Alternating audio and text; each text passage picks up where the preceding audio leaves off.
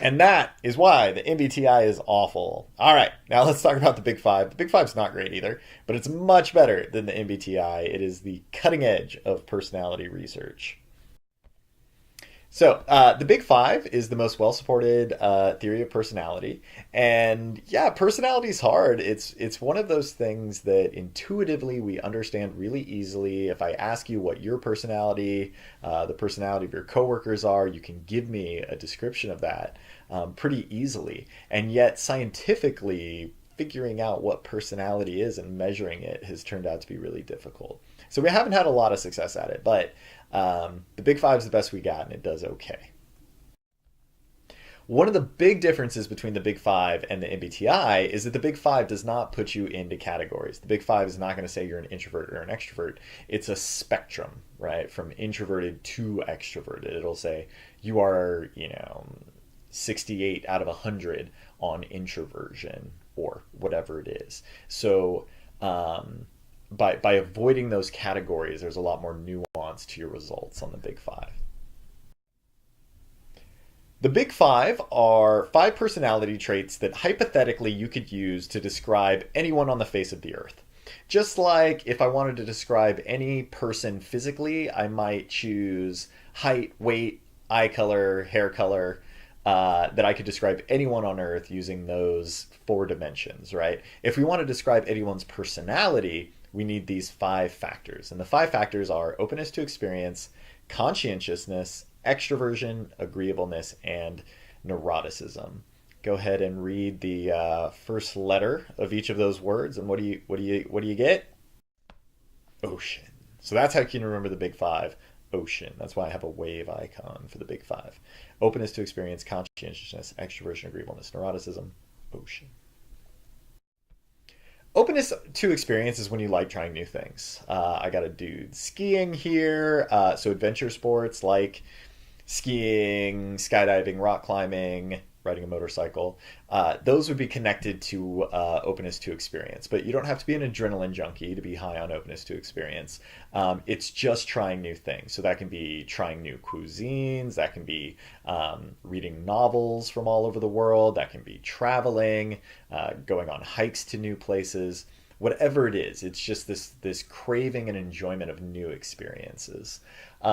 A test you might give yourself to see if you're high on openness to experience or not is you got a quiet night in, you're going to watch a movie on Netflix.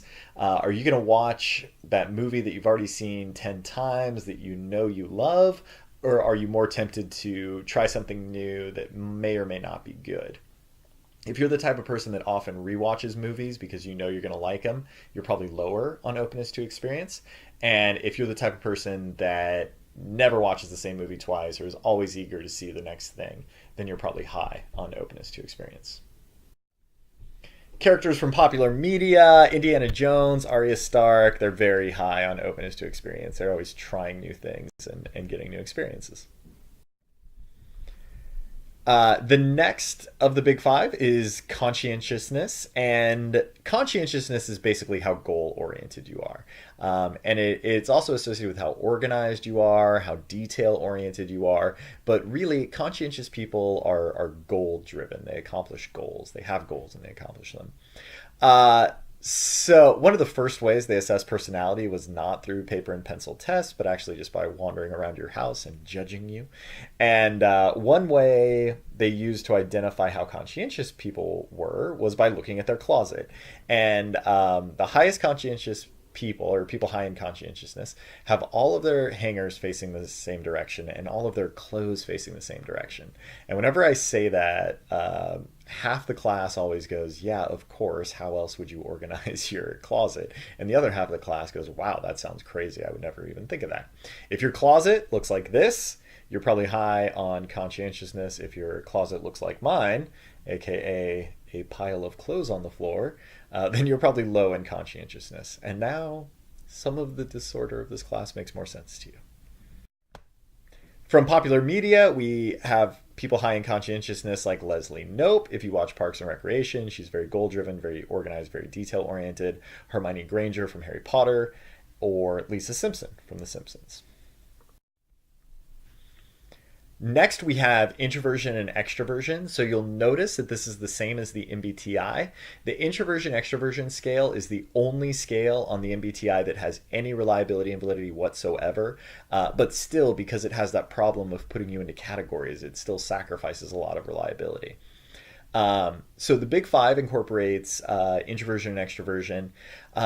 People have the wrong idea of what introversion and extroversion is. They usually think of introverts as like Big Bang Theory, where people are like really nerdy, maybe smart, and don't know anything about social interactions, whereas extroverted people are like affable and charming and outgoing. That can be true, but that's not what introversion and extroversion are. Introversion and extroversion are about how do you recuperate and recover when you're feeling tired or when you're feeling stressed out. Um, Introverts need alone time to recharge their batteries, and extroverts need to be around other people to recharge their batteries. So that has nothing to do with how charming you are. We all know people that are love to be around other people and aren't very good at it. And we all know people that are incredibly charming and they just like to be by themselves sometimes. So it's not about your social skills, it's just about where you get energy from. So I am slightly I'm like moderately introverted, and my girlfriend's like moderately extroverted, and we'll say like she lives by the lake in Oakland, and so we'll go down to Lake Merritt and we'll meet up with friends and we'll like drink beer and play cornhole for a few hours, and then we'll come home and I'll be like, whew, all right, man, I need to relax a little bit.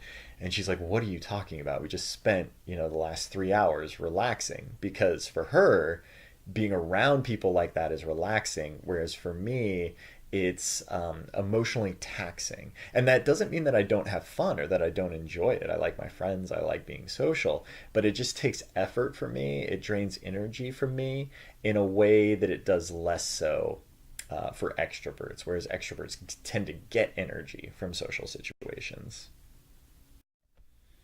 Extroverted people from popular media, SpongeBob SquarePants, Tyrion Lannister. After a long day of marching, he loves rolling into the tavern and making friends, right? And Michael Scott. The next of the big five is agreeableness. Agreeable people go along to get along. An example of agreeableness is that, well, first of all, the opposite of agreeableness is being stubborn. So, an example of this is you are hanging out with a couple friends and you guys are hungry and they all want burritos and you want sushi.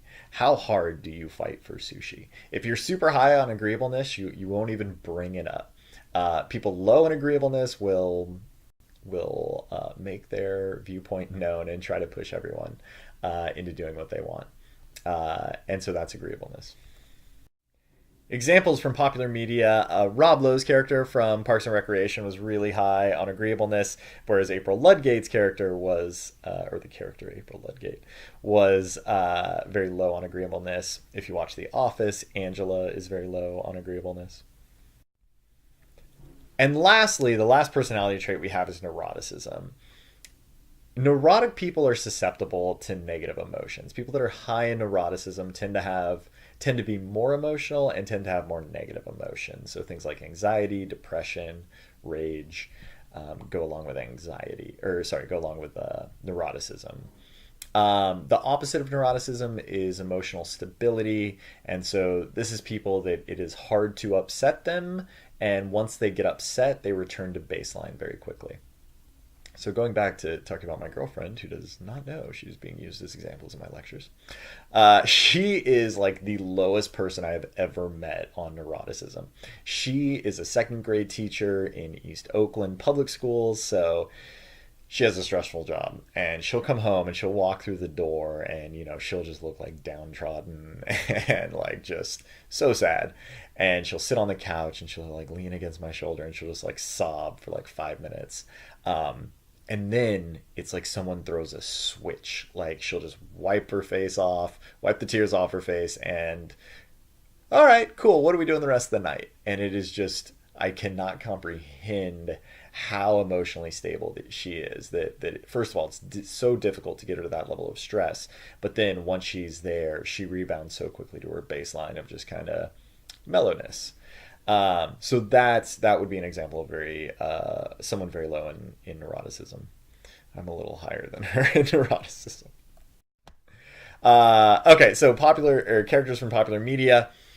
Woody Allen is he is the archetype of neuroticism. The characters that he played and that he wrote for himself are just so neurotic that they go out of their way to find things to be upset or sad or angry or scared about. Right? There is their life is always on the verge of catastrophe. That's the same thing with George Costanza. If you watch Seinfeld, and if you watch Archer, Cyril Figgis is very high in neuroticism as well. So those are the big five. Openness to experience. Do you like trying new things?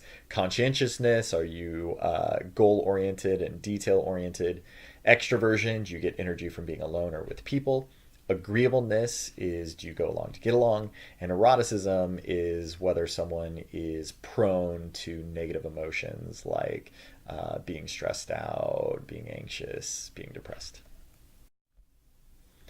The Big Five is reliable, so the Big Five stays relatively stable across the lifespan, measuring from a very young age to a very old age. In general, we all tend to become more conscientious and more agreeable as we get older. We call that maturity. So we do see, like just like with hair color, we do see changes in personality across the lifespan, but they're gradual. And the Big Five predicts important stuff. So, conscientiousness is a great predictor of job performance. For pretty much every job, it helps to be organized and goal oriented. Extroversion is great for predicting performance at jobs that involve people. So, if you're more extroverted, you're going to be a more effective leader or manager. You'll be more effective in customer relation roles. You'll be more effective in sales roles. So, and I can go on with the other five factors, but the Big Five actually predicts meaningful things. So it's not just reliable across the lifespan, it's actually useful for something. So these are the two things we learned today. The MBTI is awful, it is witchcraft, it is snake oil, don't buy into it. The Big Five is okay. It's the best we got. We'll probably have a better one within our lifetimes. Thank you for listening.